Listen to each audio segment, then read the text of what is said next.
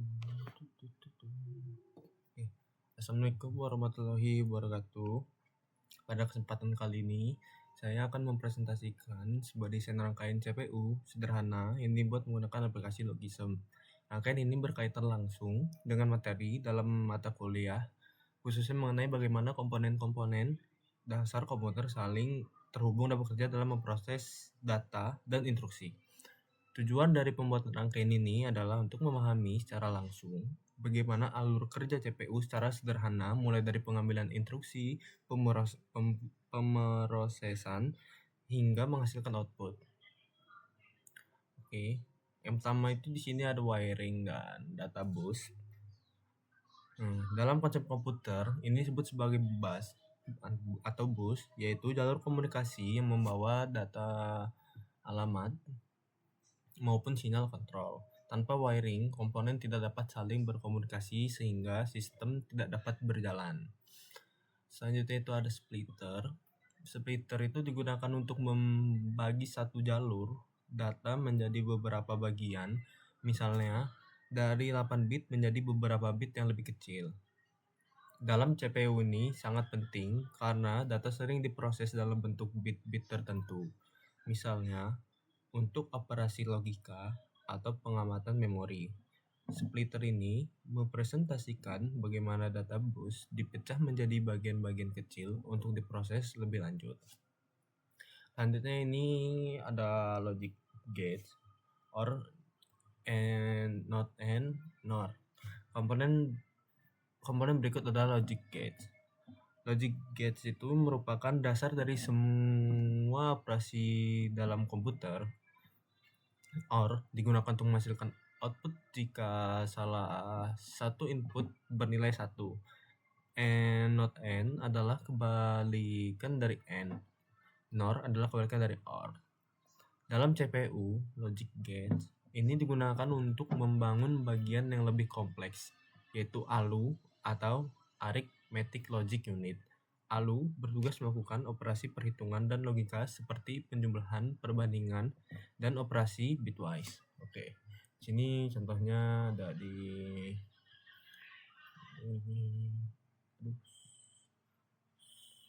frekuensinya kita kecilin dulu. Habis itu oke dah. Di sini coba kita reset. Stop. Reset. Oke, seperti ini. Sangat oke, disable. Oke. Kita tunggu jalan.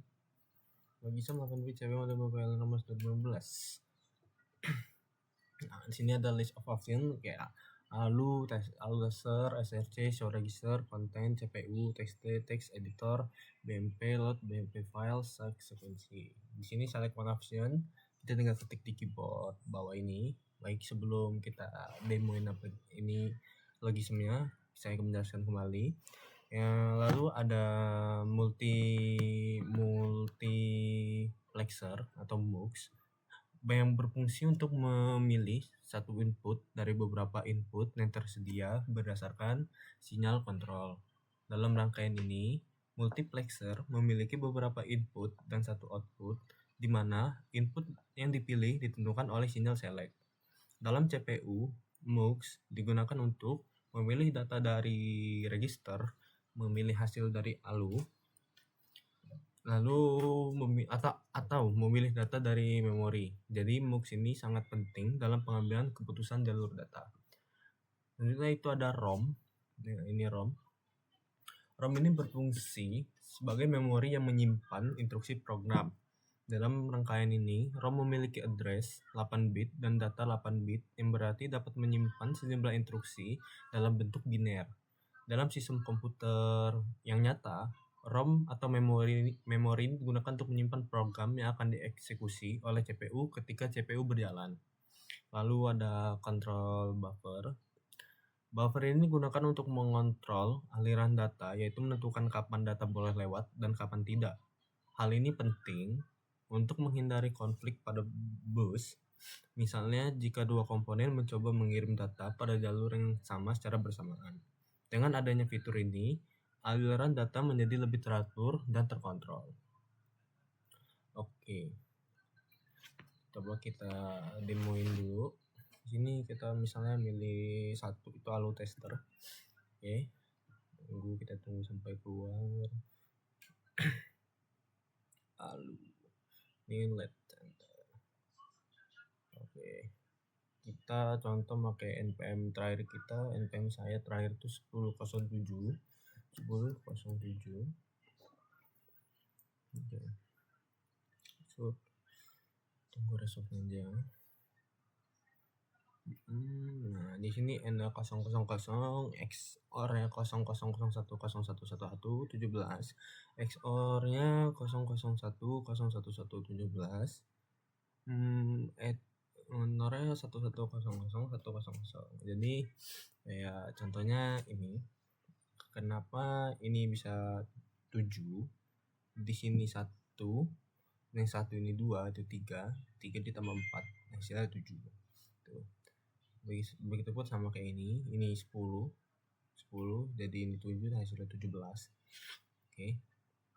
Itulah kenapa hasilnya bisa jadi 0010111. Oke, sekarang kita reset kembali, kita coba yang lain, kita reset. Oke, kita tunggu ini berjalan. Oke, lagi 8 bit CPU. Nah, sekarang kita akan mencoba text editor, itu yang keempat. Baik, kita tunggu.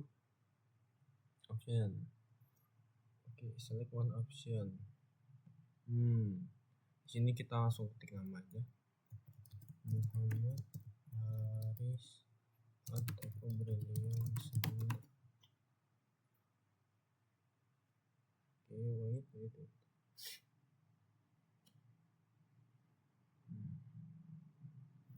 Di sini karena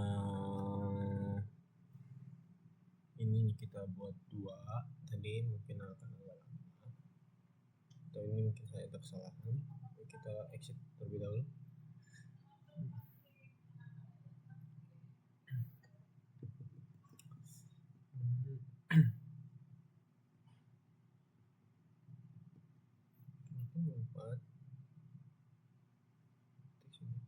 Ini kita open file 2 file number. Sini kita contohin nama saya Muhammad Haris Brilian Sandra. Muhammad Haris Brilian Sandra.